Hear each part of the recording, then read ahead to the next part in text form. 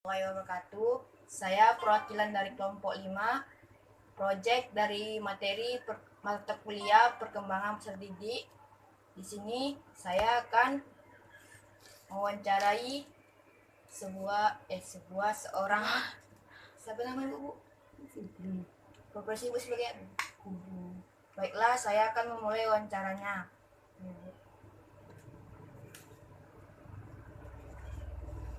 Sebelumnya, perkenalkan kelompok kami yang terdiri dari Heri Setiawan, Oknel, Karen Tarigan, dan saya Sukma Nabila. Baiklah, kita mulai wawancaranya. Menurut Ibu, apakah definisi dari bakat itu, Bu? Bakat itu kemampuan. Menurut Ibu, sejak kapankah seorang anak menemukan bakatnya? Sebenarnya kalau orang tua yang teliti, setiap anak itu terlahir udah punya bakat masing-masing. Jadi bakat itu bisa dikembangkan. Misalnya kalau kayak dari kecil anak itu suka manjat-manjat, dilarang nggak bisa manjat.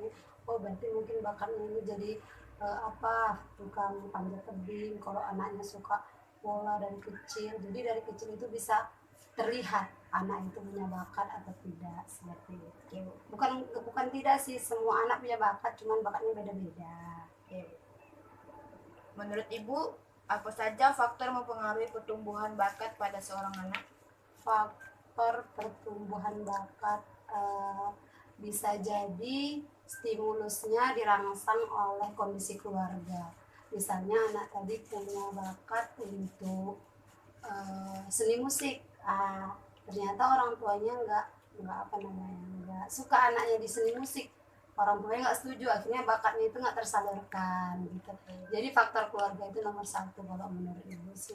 Yang kedua mungkin ya distimulus, diasah lagi kemampuannya, sering-sering dilatih seperti itu. Ibu, yang sebutkan faktor pendukung dan penghambat dari perkembangan seorang anak. Faktor pendukung perkembangan anak yang pertama tadi sama sebenarnya, perkembangan bakat sama perkembangan secara psikologi itu yang pertama, faktor pendukungnya itu adalah keluarga. Keluarga itu nomor satu.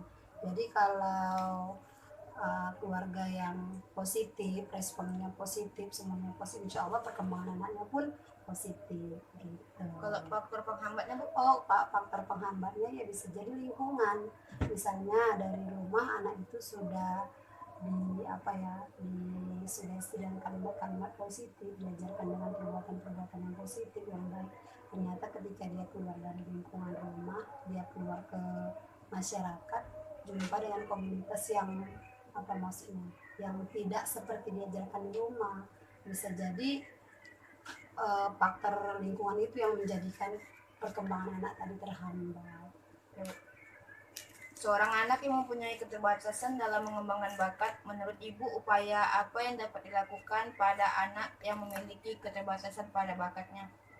Kalau misalnya keterbatasan bakat itu kan banyak faktornya ya.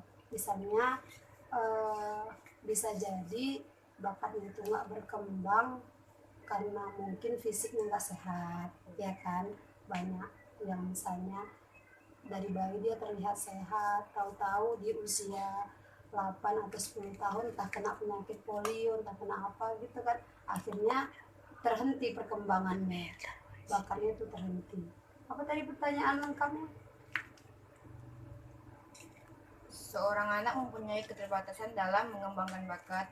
Menurut Ibu, upaya apa yang dapat dilakukan supaya anak yang memiliki keterbatasan dalam mengembangkan bakatnya? Upaya yang dilakukannya itu tadi, memberi stimulus, memberi ajakan-ajakan positif, pokoknya stimulus positif lah agar bakatnya itu nggak terpendam.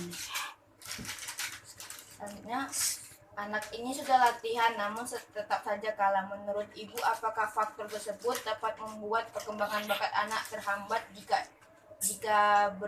ia berikan alasan, jika tidak berikan alasan juga? Oh iya ya, karena memang ada pepatah bilang usaha itu tidak mengalahkan hasil gitu ya.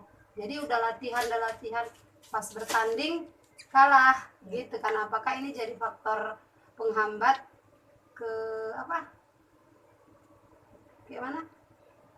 Terhambat jika terhambat dalam bakatnya. Gimana Cak lengkap ininya pertanyaannya? Sudah latihan namun tetap saja kalah. Menurut Ibu, apakah faktor tersebut dapat membuat perkembangan bakat anak terhambat? Jika iya, berikan alasan. Jika tidak, berikan Oh alasan. iya, misalnya dia udah latihan, tahu-tahu pas pertandingan dia kalah. Jadi di sini dibutuhkan apa ya, motivasi dari orang-orang sekitar. Jadi nggak menjudge, ih bodoh kali pun kau bisa kalah. Nah itu yang bisa menjatuhkan dia, semangat dia. Jadi orang-orang sekitar itu harus membangkitkan semangat. Nggak apa-apa, sekarang kalah, bisa jadi besok-besok menang, latihan terus, semangat terus gitu. Jadi faktor keluarga, lingkungan yang memberi semangat positif itu mempengaruhi. Jadi kalau ketika kalah dikasih apa namanya, dikasih kayak kata-kata yang nggak bagus, itulah makanya gini begini ya, itu bisa jadi itu mengganggu apa namanya, perkembangannya. Tapi kalau walaupun kalah nggak apa-apa, latihan lagi, semangat lagi, insya Allah mana tahu besok-besok lomba bisa menang, jangan putus asa begitu. Menurut Ibu, upaya apa saja dilakukan oleh guru untuk mengembangkan bakat pada seorang anak?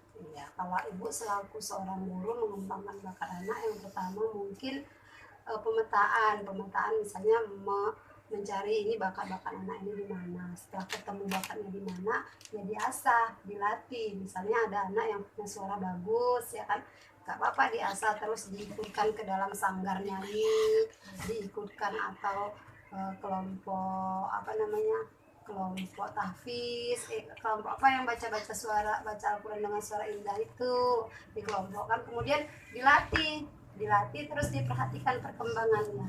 Jangan terus bisa juga kalau kayak ibu di sekolah, setelah anak-anak dikelompokkan bakatnya bisa jadi diikut sertakan dalam lomba-lomba. Jadi bisa terukur dia. Kalau misalnya dikelombakan tanding dengan anak sana, sampai mana batas bakatnya itu melawan dengan di luar dari kondisi teman-teman di lingkungannya begitu. Oke, terima kasih. Sekian dari wawancara saya. Pada Ibu Fitri saya ucapkan terima kasih. Assalamualaikum warahmatullahi wabarakatuh. Waalaikumsalam warahmatullahi wabarakatuh.